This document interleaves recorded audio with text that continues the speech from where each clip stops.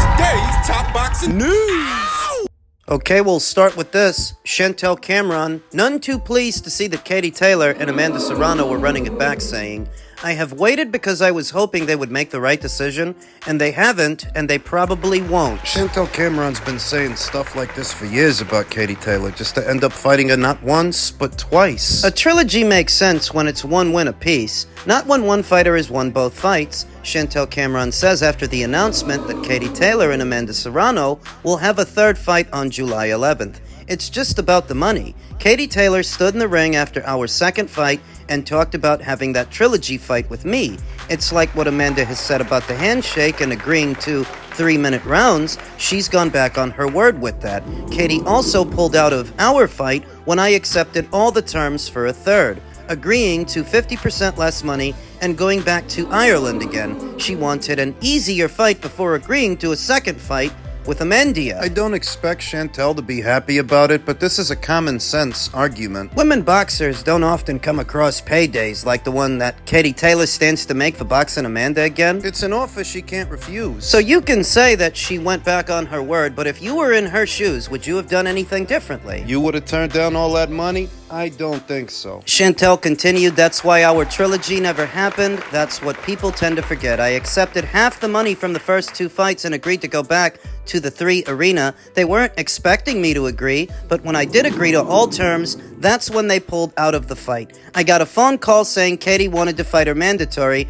I accepted everything, and we even had a date, May 25th. But they wanted an easier fight. Obviously, the Serrano fight then came along. But before that fight got made, Katie wasn't going to fight me. She wanted an easier fight. Katie did everything she could to avoid me. Katie and Amanda put on amazing fights, but what they are not letting the public know is that before the Serrano fight got made, she was going to fight her mandatory instead of fighting me." Now, Chantel Cameron is the World Boxing Council's mandatory challenger at super lightweight, but despite certain guarantees given to her, the former undisputed champion doesn't believe she will be next. "I won't get the winner. The World Boxing Council gave them until the end of January to make the Katie and Amanda fight, and then I would get the winner, but I have no faith in that." If Amanda wins, they will fight again. They'll probably do 5 fights. They do put on great fights, but at the end of the day, the 140-pound division shouldn't be put on hold just because they are making millions. Maybe Chantel's got a point. Maybe Chantel is a malcontent who's never satisfied. Maybe. It just shows you that boxing is all about the money. It doesn't matter if you were the mandatory. Money matters. The whole sport is just so corrupt. Since losing a second fight with Taylor in late 2023, Cameron has moved on from Eddie Hearn and Matchroom to Frank Warren's Queensberry Promotions.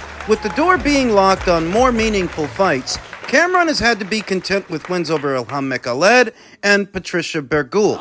But with Taylor and Serrano fighting again, Cameron is again in a state of limbo. It'll be a year and a half of stay busy fights, Cameron says, of what her next fight is looking like. But I am very lucky that I am getting fights. There was talk about me fighting Holly Holm. I was well up for that. That was something. I could really get my teeth sunk in too. Holly is a legend. But that seems to have died a death. It looks like I am out in the summer, which is obviously not ideal for me, but it's better than being put on the shelf. In the short term, Cameron will either have to hope her mandatory status is forced and the World Boxing Council's belt becomes vacant, or Taylor beats Serrano again and finally agrees to have a third fight with her. But with her options seemingly limited at 140, Cameron is contemplating moving up to welterweight. What seems a deeper division right now than the super lightweight division, a hotter division right now. You got Michaela Mayer up there, Sandy Ryan up there, Lauren Price. Natasha Jonas didn't announce her retirement. We don't know if she's going to stick around or not. But if she does, I could go for Jonas versus Cameron. If I hang around at 140, I'm relying on the World Boxing Council to do the right thing and not let Katie hold up the division like they did at 135. I have to decide what I am going to do. I could be waiting around for another year or two. I would just be wasting my time. I have waited because I was hoping they would make the right decision, and they haven't, and they probably won't. I don't think the World Boxing Council will push through my mandatory, and that happens a lot in boxing. This past year, I have kind of wasted my time when I could have just moved up, so I will probably move up in weight. Welterweight is a very good division. I would always love a fight with either Michaela Mayer or Natasha Jonas. So maybe going up to welterweight is the best move. Instead of waiting around singing the same tune about Katie and waiting for Katie and Katie this, Katie that, you can't make your entire career about what some other fighter is doing. Demetrius Andrade made that mistake, and look at how he ended up. She needs to go to WBO route. Climb up those ranks. Currently, Sandy Ryan is ranked at number 1 in the welterweight division by the WBO, but Sandy's about to fight Michaela for a second time, and if she loses, she's gonna lose ground in those ranks. Ranked at number 2 is Stephanie Pinheiro, a matchroom fighter. Chantel Cameron could always see about fighting her. Right now, I would favor Chantel to win that fight. Stephanie's a good fighter, decent amateur background, but nowhere near as experienced as Chantel, so now would be a good time to strike. Stephanie's taller, longer, with a big punch, but has gas tank issues. She ain't ever really been in a dogfight like Chantel Cameron's been in dogfights. If they made that one,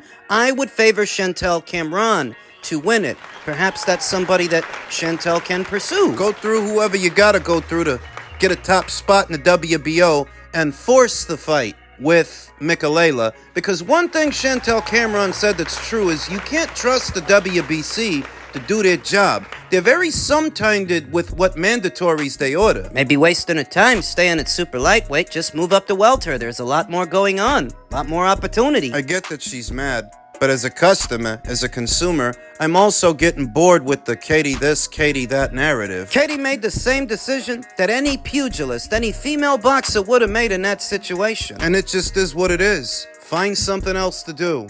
What have I ever hated on Tank about? There's nothing to hate on him about. When you compare the careers, it's like night and day, boy. You can't even tie my shoestrings, you know? So to call me a hater is crazy. You know, I never hated on him. You know, always supported him. You know, I always watched his fights. I never said he couldn't fight. You know, when you go back to things like a person of being a hater, Tank came at me first. Mm-hmm. I never said nothing to him. He said that I had the glass chin. He the one that said if he touched my chin, I was going to sleep. I remember that. You know, he the one that started, you know, this I would say beef or whatever you want to call it, disagreement with Terrence Crawford because I was coming up to fight Spence. He the one that was saying my name. I never said nothing about him. So who's really the hater? Boys over at the Boxing Rant reacted to Terrence Crawford's statement saying, Bud's right, there's no comparison. The WBA allowed Tank to create his own market with their second-tier regular belt. He did well for himself, but it was all conditional and never fought the best in any division. That's true. He didn't fight the best at 130 or 135. And he's been at 135 since 2019. He's yet to fight a bona fide champion there. He's got unfinished business with a super featherweight, for God's sake. Bud has been undisputed in 2 weight classes, a champion in 4, absolutely dominating them. A testament to what I'm always telling you guys about the American boxing scene and how they favor dysfunction over discipline. Determination, hard work. That a fighter like Gervonta Davis, who is so obviously protected, could achieve any level of notoriety in the postmodern era, given how protected he is. It's crazy. Where a fighter like Terrence Crawford, given his track record, should be even more popular. More than he is. Forget about a retrospect with Gervonta Davis. In a very general sense, if Terrence Crawford were a Brit, with the exact same career that he has, they'd build him a goddamn church over there. If he were Japanese, if he were Australian, Mexican, he could have the exact same track record, the exact same career, and those boxing markets would appreciate him a lot more than the American one does. Gervonta called him a hater. But what's the hate on? Because he thought Lamont Roach won? Newsflash, buddy. A lot of people think Lamont Roach won. Doesn't matter where you look. I saw Marco Boxing of The Boxing Voice conduct an independent poll with a sample size of 11,000 voters. That's a big poll. That's what she said. 11,000 people voted, and of the 11,000, 18%, just 18, thought the Tank won, 17% thought the draw was fair, and 65% 65% thought Lamont Roach won. Now add the 65% of people that thought Lamont Roach won, and the other 17% of people that thought it was a draw, and that essentially means 82% of people saw a fight where Gervonta Davis didn't win. An overwhelming number of voters that participated in this poll did not see Gervonta Davis win, so that when somebody says they scored it for Lamont, that's not hate. Good people over there at Fight Hub TV conducted an even bigger poll with a bigger sample size. Just under 200,000 voters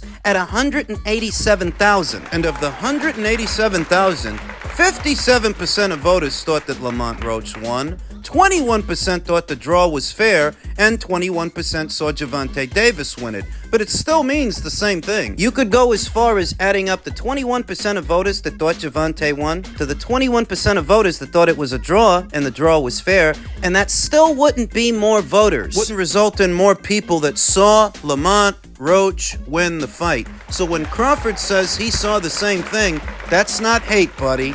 That's reality. A lot of people think you lost. What this younger generation likes to do is invalidate any criticism levied against them by calling it hate. You're hating. In order to dismiss it as just being jealousy or rancor from somebody with an axe to grind, Terrence doesn't have one. Neither does Canelo. And Canelo himself said the knockdown should have counted. Based on the rules of boxing, it should have counted. Gervonta should have been disqualified. It's not hate.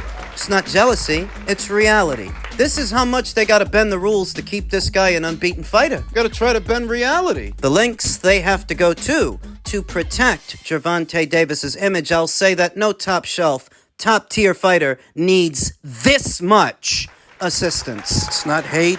It's not envy, the green-eyed monster. No. It's not jealousy. It's that you should have lost. You did lose to a lot of people. Terrence Crawford is about to fight in a bigger fight than your last fight and a bigger fight than your next one. Davis versus Roach 2 will be bigger than Davis versus Roach 1, but neither of those fights will be bigger than Canelo versus Crawford. Neither of them. And I don't think that Gervonta Davis will make more money than Terrence Crawford in his next outing. No, Terrence is going to make more with Canelo than you did both times with Lamont. So what's he going to hate on you for? What's the hate on? He's going to be in a bigger fight than you. He's going to make more money than you do. What's the hate on? The way Americans just repeat popular jargon without thinking about what they're saying. You're just hating? Hating on what? What? These cookie-cutter comments that the youngsters often overuse, but then again, Gervonta Davis is no youngster. The man is 30 years old. When anyone from Mason Betta to Cameron Giles to Damian Lillard to Canelo to Crawford all say the same thing, It's because you lost. it ain't rocket science. It's not a murder mystery. It's not a caper. You lost.